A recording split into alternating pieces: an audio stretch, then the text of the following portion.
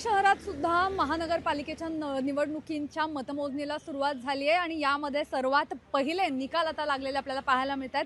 प्रभाग क्रमांक 20 म्हणजे बिबवेवाडी शंकर महाराज जो परिसर होता तर या भागाचा निकाल आता आपल्या समोर येतोय। भाजपचे तीनही उमेदवार या ठिकाणी विजयी झालेले आहेत। त्यामध्ये राजेंद्र शिळीमकर, तन्वी दिवेकर आणि मानसी देशपांडे हे पुन्हा एकदा विजयी झालेले आहेत। यामध्ये तन्वी दिवेकर ह्या नवीन उमेदवार होत्या, मात्र राजेंद्र शिळीमकर आणि मानसी देशपांडे हे या आधी सुद्धा या भागातून नगरसेवक म्हणून यांनी काम पाहिलेलं आहे। आणि आता जर आपण पाहिलं तर भाजपचे 4 उमेदवार होते, त्यापैकी जे महेंद्र सुंदेच्या होते तर त्यांचा मात्र या ठिकाणी पराभव झालेला आहे। आणि राष्ट्रवादीचे गौरव घुले जे आहेत तर त्यांचा मात्र विजय झालेला पाहायला मिळतो। तर यामध्ये भाजपचे 3 आणि राष्ट्रवादीचा 1 असा निकाल खरं तर लागलेला पाहायला मिळतोय।